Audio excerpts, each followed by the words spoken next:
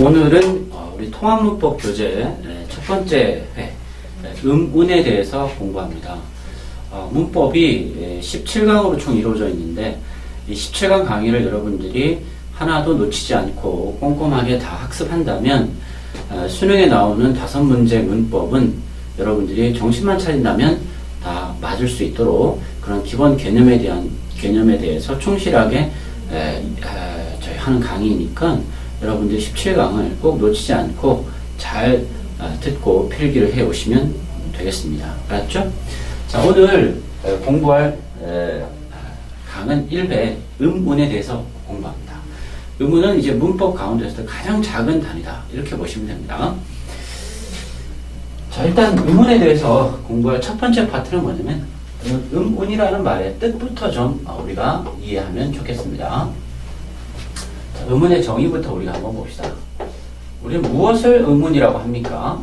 다 아시겠지만 음운의 정의는 이렇습니다. 뜻을 구별해주는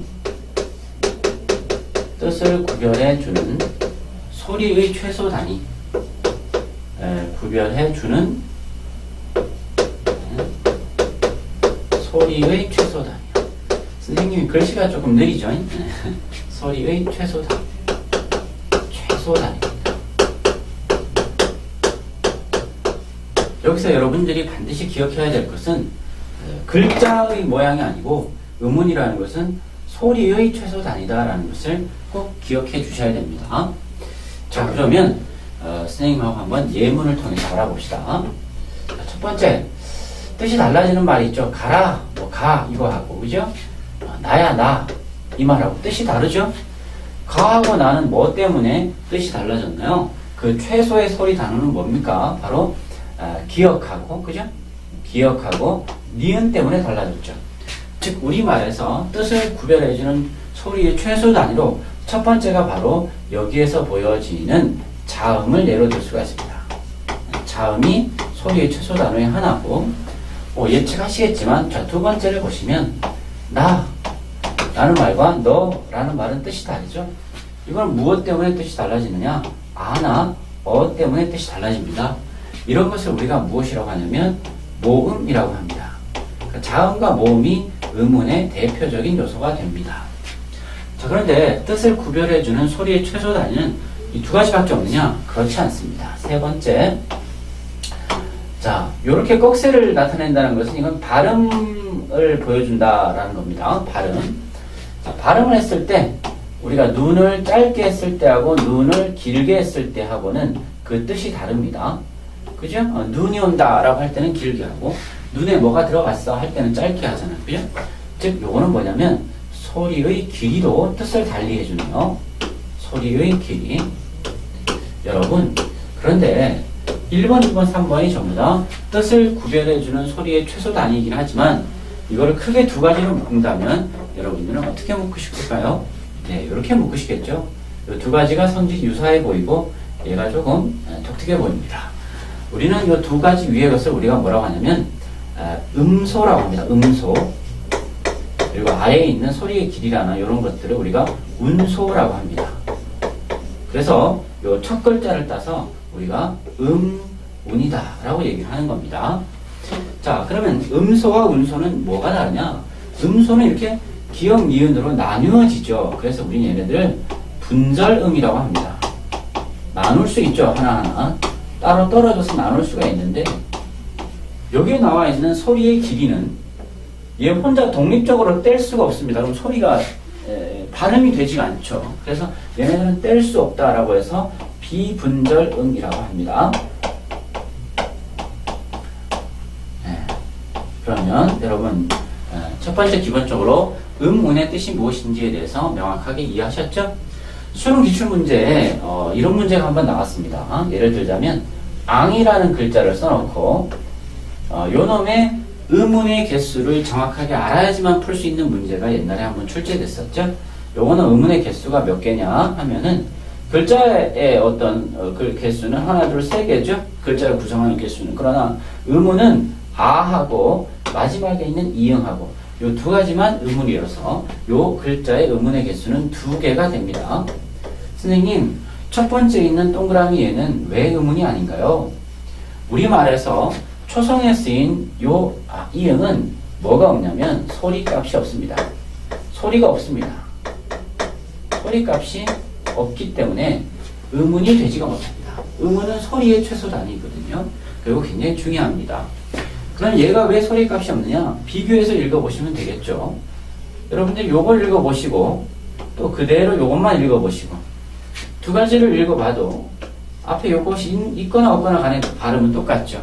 그럼 얘는 소리값이 없다는 것이 됩니다. 그러나 요거하고 비교해서 요걸 비교해보면 앞에 있는 소리와 요 뒤에 있는 소리는 다르죠. 이건 아고 앙이잖아요. 즉 요 이응은 맨 마지막에 쓰였을 때만 소리값이 있습니다. 자, 이런 것들이 상당히 중요합니다. 자, 음운 첫 번째 음운이라는 것이 무엇이냐에 대해서 우리가 배웠습니다. 자, 이해되셨죠? 자, 조금 지우고 계속 해봅시다.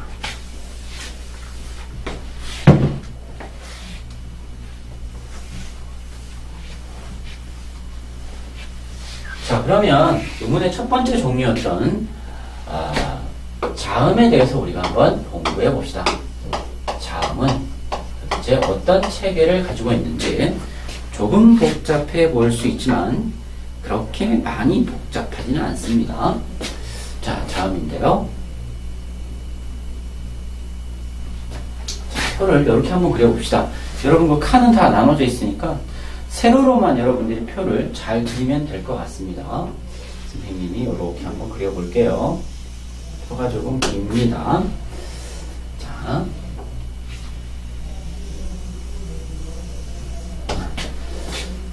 자음인데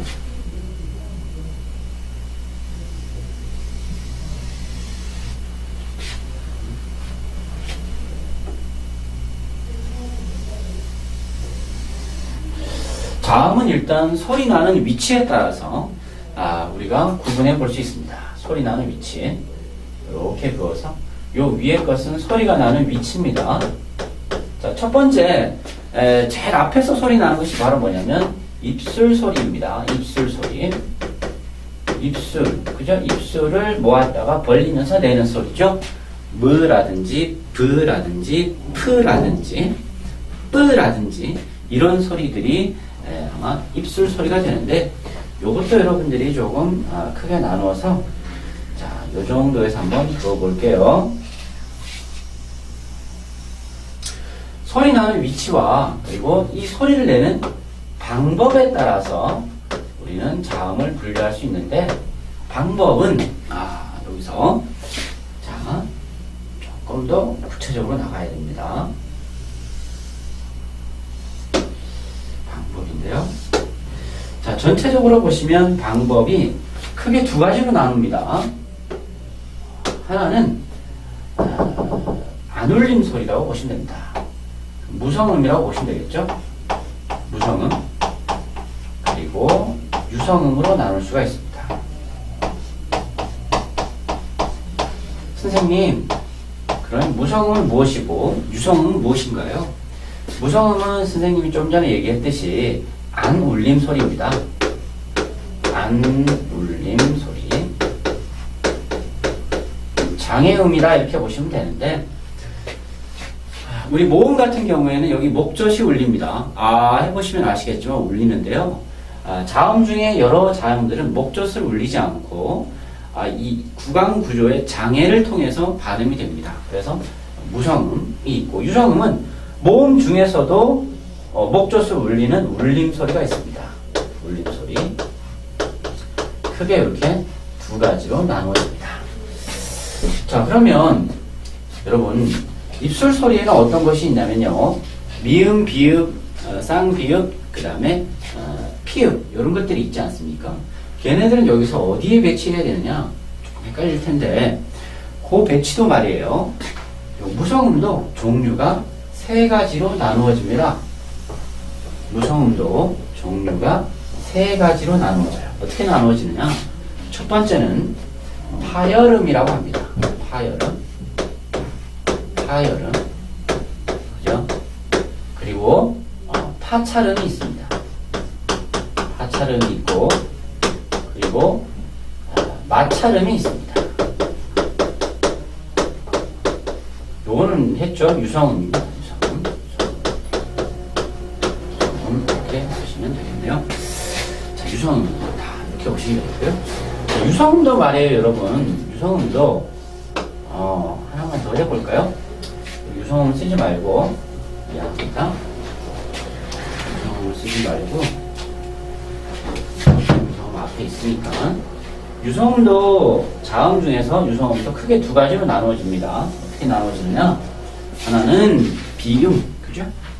코로 나오는 소리가 있고 하나는 유음, 입으로 이렇게 흘러나오는 듯한 그런 소리가 있습니다. 유음과 유성음 다른 말이니까 여러분들이 잘 구분하셔야 됩니다. 자, 그러면 파열이라는 것은 터트리는 소리입니다. 터트리는 소리. 터지잖아요, 그죠? 그죠? 비읍이 바로 파열음이 대표적인 케이스입니다. 자, 그 다음에 그가 파열음이기 때문에 그것을 조금 된 소리로 발음하는 뿌도, 그리고 조금 더 거센 소리로 발음하는 프도 전부 다 파열음이라고 보십니다. 자, 여기에서 선생님이 하나만 더 정리해보면, 우리는 이런 소리를 우리가 뭐라고 하냐면, 여기는 한 번만 적을게요. 요 삼성체계의 대립인데, 요 비읍을 우리가 뭐라고 하냐면, 예사소리라고 합니다. 예사소리. 어디에다가 적죠? 여기서 적어볼까요? 평음. 예사소리라고 하고요. 쌍비음을 우리가 된소리, 한자어로는 경음이라고 하고, 피읍을 거센 소리, 격음이라고 합니다. 이런 것들도 여러분들이 알고 계시면 좋겠네. 한글로도 써볼까요? 평음은 무슨 소리라고요? 예사소리, 기역, 예사소리. 경음은 무슨 소리? 된 소리. 그죠? 격음은 무슨 소리? 거센 소리. 이렇게 또 나누어집니다. 그래서 파열음은 예사소리, 된 소리, 그 다음에 거센 소리 이렇게 되어 있죠. 입술에서 나는 소리. 다음 첫 번째 입술에서 나는 세 가지 소리, 파열음에 대해서 공부했고요. 그 다음에 선생님, 미음도 입술에서 나지 않습니까? 그죠? 근데 무는 왜 여기 적지 않습니까? 무는 여러분 콧구멍을 막고 무 해보시면 콧구멍이 막 울립니다. 자, 그 얘기는 무라는 것은 유성음 중에서 비음에 해당하기 때문에 비음 칸에 적으시면 됩니다. 이해되시죠? 자, 그 다음에 두 번째로 어떤 소리가 있느냐?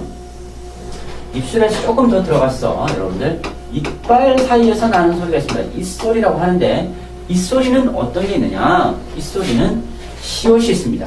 시옷은 마찰이죠. 그죠? 그 다음에 상시옷 두 가지가 있습니다. 이 시옷은 거센 소리 계열은 있지 않습니다. 그래서 이 소리, 이에서 나는 소리로 시옷과 쌍시옷 두 가지가 있다. 이렇게 보시면 되고, 얘는 마찰음이다. 라고 보시면 되겠네요.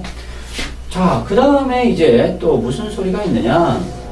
이빨 조금 뒤로 가서 잇몸에서 나는 소리가 있습니다. 잇몸 소리가 있습니다. 잇몸. 이 바로 뒤에서 나는 소리. 혀 끝이 그 윗잇몸에 마주치면서 소리가 납니다. 어떤 게 있느냐. 그쵸. 디귿이 있고, 당연히 쌍디귿이 오겠고요. 그 다음에 티귿이 있습니다. 그럼 또 혀가 위로 올라가면서 마주쳐서 나는 소리가 어떤 게 있습니까, 여러분? 어떤 게 있나요? 느가 있죠. 그거는 비음에서 나오고요. 르도 혀가 윗잇몸에 마주치면서 나는데, 르는 코를 막고 르 해보시면 코가 흔들리지 않습니다. 르는 입으로 그냥 발음이 나오는데, 입을 흐르듯이 나오기 때문에, 흐르듯이 나오기 때문에 흐를 유자를 써서 유음입니다. 요 세 가지는 지금은 유성음에 속하는 것이죠. 이렇게 잇몸 소리가 있고, 자, 그 다음에 또 어떤 소리가 있느냐? 요 조금 길게 해서 센 입천장 소리가 있습니다. 센 입천장 소리. 여린 입천장이 있고 센 입천장이 있는데요. 여러분 그 입천장을 한번 만져보면 조금 앞쪽은 딱딱하고 뒤쪽은 말랑말랑합니다. 그래서 앞에 딱딱한 부분을 센 입천장 소리, 얘를 그냥 좀 줄여서 얘네들을 우리가 주로 얘네들을 뭐라고 하느냐, 구개음이라고 합니다. 구개음. 입구자 덮개개자를 써서 입천장 소리다 라고 얘기합니다. 그럼 그 뒤로 가면 무슨 소리가 있느냐, 여린 입천장 소리가 있겠죠. 여린 입천장 소리가 있다. 그죠? 이렇게 센 입천장 소리에는 어떤 것이 있느냐? 자, 이런 게 있습니다. 센 입천장 소리는 지읒, 그 다음에 쌍지읒, 그 다음에 치읒. 그래서 얘네들을 우리가 구개음이 다른 요 소리가 아닌 것이 요 소리로 바뀌었을 때 우리가 구개음이라고 하는 이유는 그것 때문입니다. 그럼 얘네들은 왜 파찰음에 되어 있느냐?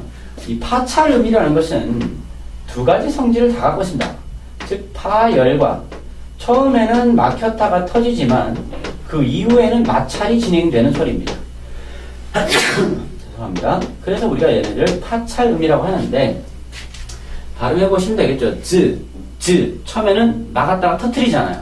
그리고 그 다음에는 계속 마찰이 되죠. 이렇게 됩니다. 그죠? 이것이 센 입천장 소리고, 그 다음에 조금 더 뒤에서 나는 소리는 뭐냐? 그예요, 쌍기역, 키역, 이렇게 되겠죠. 자, 그 다음에 마지막 소리가 있습니다. 마지막 소리는 뭐냐? 우리가 후음이라고 하는데, 목구멍 소리입니다. 목구멍 소리. 목구멍에서 나는 소리가, 선생님, 목구멍에서 무슨 소리가 나나?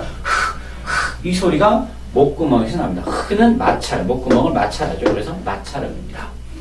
그 다음에 또 하나 안 했군요. 그죠? 여린 입천장 소리로 동그라미 이응이 있습니다. 그죠? 그 여린 입천장에서 납니다. 이런 식으로 해서 자음의 구조와 체계가 정리될 수 있습니다. 그죠? 한번 해볼까요?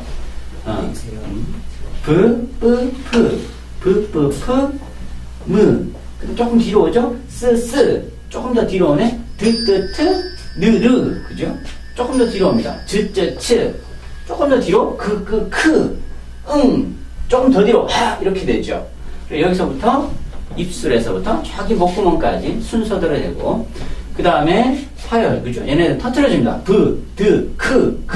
다 터트려지고, 파찰은 처음에는 터트려지고 두 번 마찰, 마찰만 되죠. 코에서 나는 소리, 입에서 흘러가는 소리. 이런 식으로 여러분들이 자음을 이해하시고 정리하시면 될 것 같습니다. 어려워 보이지만 두 번, 세 번 여러분들이 읽고 그리고 한번 자세히 보시면 크게 어렵지 않습니다. 자, 자음에 대해서 지울게요.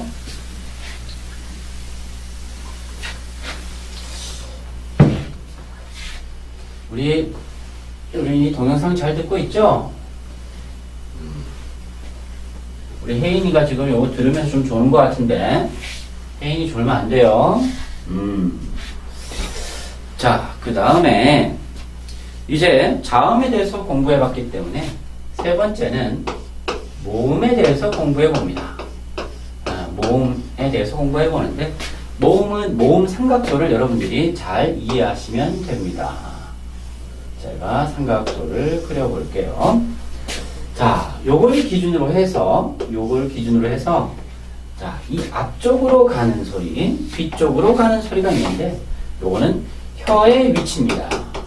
혀가 앞으로 이렇게 펴지는지, 아니면 혀가 뒤로 말려가는지, 혀가 앞으로 쭉 펴지는 소리를 우리가 혀설자를 써서 전설모음이라고 하고, 혀가 뒤로 말려간다. 설자가 혀설자입니다. 그것을 우리가 후설모음이라고 하죠. 그죠? 그리고 요 위로 가고 요 아래로 가는 것은 어떻게 나눠지느냐? 이 위쪽으로 갈수록 우리가 고모음이라고 합니다. 고모음. 그리고 요거는 저모음이라고 하는데요. 요거는 혀의 높이입니다. 혀의 높이. 혀가 높이 있느냐, 낮게 있느냐라는 건데, 혀의 높이는 여러분들이 혀의 높이만으로는 좀 파악하기 힘든데요. 예를 들자면 입을 크게 벌려보시면, 그죠? 입천장을 기준으로 혀가 내려가죠. 입을 작게 벌리면 입천장을 기준으로 혀가 위로 올라옵니다. 상대적으로. 그래서 혀의 높이를 가지고 고모음, 저모음을 할 때는 우리가 뭘 보면 턱의 이 위아래를 얼마나 많이 벌리느냐, 즉 개구도라고 합니다만 그 개구도하고 연관성이 있습니다. 즉 개구도와 반비례 관계를 갖겠죠. 입이 많이 벌어지면 벌어질수록 저모음이 됩니다. 반비례 관계. 뭐하고 반비례다? 뭐하고 반비례라고요? 개구도 입을 벌리는 정도와 반비례 관계가 됩니다. 이해되시죠? 자, 그러면 한번 우리가 이 모음표에는 아시겠지만 단모음만 들어갑니다. 단모음만. 우리가 단모음, 이중모음도 좀 전에 좀 이따 공부를 해야 되는데 일단은 단모음. 즉 단모음이라는 건 뭐냐면요. 입술의 모양이 바뀌지 않는, 발음을 하면서 입술의 모양이 변하지 않는 그런 모음을 우리가 단모음이라고 합니다. 그런 모음은 어떤 게 있을까요? 자, 우리가 한번 배치를 해볼까요? 단모음을 한번 선생님 쭉 써볼 테니까 여러분들이 한번 배치를 해봅시다. 이, 으, 어, 오, 한번 다 써볼게요. 위, 을, 그 다음에 또 어떤 게 있을까요? 에, 그죠? 오 했군요. 하나, 둘, 셋, 넷, 다, 더 있는데, 생각이 안 나네요. 그 다음에 어떤 게 있죠? 이, 에. 뭐, 일단 이 정도를 가지고 한번 배치해볼까요? 자, 이를 가지고, 이는 여러분 어디에 넣을까요? 이. 혀가 앞으로 쭉 밀리니까, 이는 전설모음 되겠죠? 이, 보시다시피 크게 입이 벌어지지 않습니다. 그래서 이는 맨 앞에 있습니다. 전설모음이면서 고모음이 됩니다. 그 다음, 여러분, 으는 어디에 놓을까요? 한번 비교해서 해보실까요? 으를 하면 조금 더 뒤로 가죠. 그래서 으는 한 중간 정도의 위치에 있습니다. 으는 중간 정도에 위치해 있고, 그래서 해보시면 알겠지만 입이 크게 벌어지지 않기 때문에 고모음이 됩니다. 그 다음에 여기서 뭘 또 해볼까요? 했죠? 우를 한번 넣어볼까요? 우가 빠져 있군요. 네, 오하고 우가 빠졌네요. 그죠? 자, 우는 어디에 넣을까? 혀가 뒤로 말리죠? 그러니까 뒤쪽에 가야 됩니다. 입이 많이 벌어지나요? 벌어지지 않죠? 모아지죠? 그래서 얘는 후설 고모음이 됩니다. 그래서 우는 어디에? 여기에 위치합니다. 자, 그 다음 두 번째로 우리는 뭘 알아볼까요? 두 번째로는 우리가 요걸 볼까요? 요 모음과 요 모음은 여러분들 위 혹은 왜 이렇게 발음하면 이중모음이 되죠. 단모음으로 발음하시려면 왜 이렇게 발음하셔야 됩니다. 물론 이 두 모음은 단모음이지만 이중모음으로 허용하고도 있습니다만 기본적으로 우리는 단모음이다 라고 알고 계시면 됩니다.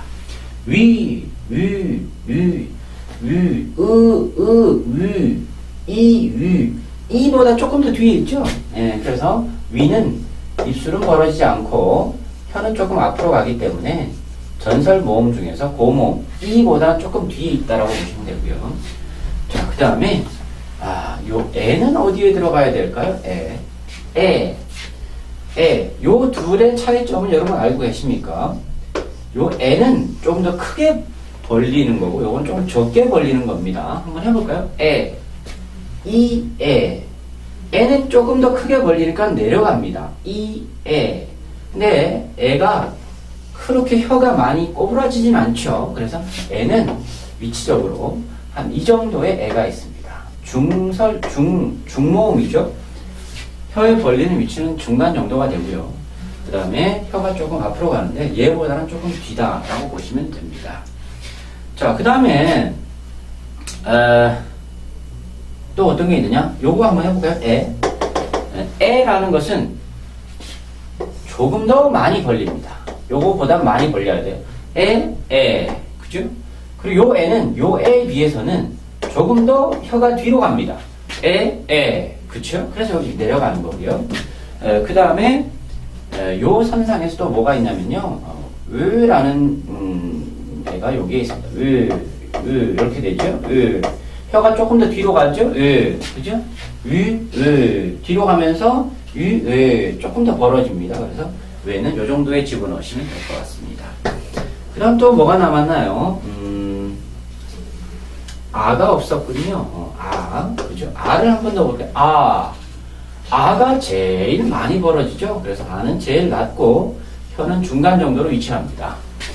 자, 그 다음에 또 뭐가 남았나요? 오가 남았죠. 오는 요 정도에 들어갑니다. 그죠? 요거보다는 조금 더 벌어집니다. 그죠? 조금 더 혀가 내려가죠. 그 다음에 요 정도의 위치에 뭐가 있느냐? 하나고, 그죠? 이렇게 돼 있습니다. 그래서 여러분들이 이런 식으로 이해하시면 될 것 같고요. 그 다음에 여기서 하나만 더 정리하면, 여기서 선생님이 동그라미 치는 거 있죠? 왜 동그라미를 쳤을까요? 요 네 개는 혀가 동그랗게 되죠. 그래서 동그라미는 평순 모음이다라고 보시면 됩니다. 평순 모음. 이중 모음은 여기 넣을 수 없겠죠. 혀의 모습이 계속 바뀌니까, 그죠? 자, 그래서 단모음 몇 개입니까? 하나, 둘, 셋, 넷, 다섯, 일곱, 여덟, 아홉, 10개의 구조를 선생님하고 그려봤다. 이 정도는 여러분들이 알고 계시면 되겠고, 자, 여기서 하나만 더 보면 여기 단모음을 봤는데, 이중 모음이라는 것은 입술의 모습이 바뀌는 모음입니다. 이중 모음은 입술의 모양이 변하는 모음으로 이것을 제외한 모음을 우리가 이중 모음이다. 이렇게 이해하고 계시면 될 것 같습니다. 이해되셨죠? 그리고 선생님이 모음 파트가 넘어가기 전에 여러분들이 반드시 알아야 되는 양성 모음과 음성 모음 그리고 중성 모음에 대해서 공부를 하고 넘어가 봅시다. 양성 모음이라는 것은 발음이 좀 경쾌하고 맑은 느낌이 들고요. 음성 모음은 조금 발음이 뭐라고 해야 될까요? 양성과는 반대적인 느낌. 중성 모음은 어떤 모음과도 잘 어울리는 그런 느낌입니다. 자, 기본적으로 양성 모음은 아나 5계통의 모음이 만들어지는 겁니다. 만들어 보면 뭐 야라든지 요라든지 뭐 와라든지 그죠? 여러 가지가 나올 수 있습니다. 이런 모음들. 그다음 뭐 왜라든지 아니면 에라든지 이런 모음들이 전부 다 양성 모음이고요. 음성 모음은 어나 우 계통의 모음이죠. 여라든지 유라든지 워라든지 그죠? 에라든지 이런 모음이 바로 그 위라든지 그죠? 이런 모음들이 뭐 의도 마찬가지입니다. 음성 모음이 되고요. 중성 모음은 이가 있죠. 요 모음은 중성으로서 둘 다 잘 어울리는데 이는 조금은 음성에 가까운 듯한 느낌이 들긴 합니다만 어쨌든 이렇게 양성과 음성, 중성으로 모음을 구분해 볼 수 있겠다라는 겁니다. 이해되셨죠? 자, 그럼 이것도 이제 지웁니다. 오늘 공부를 많이 하네요. 음문이 무엇인지, 자음 체계에 대해서도 공부했고, 또 모음 체계에 대해서도 공부를 다 마쳤습니다.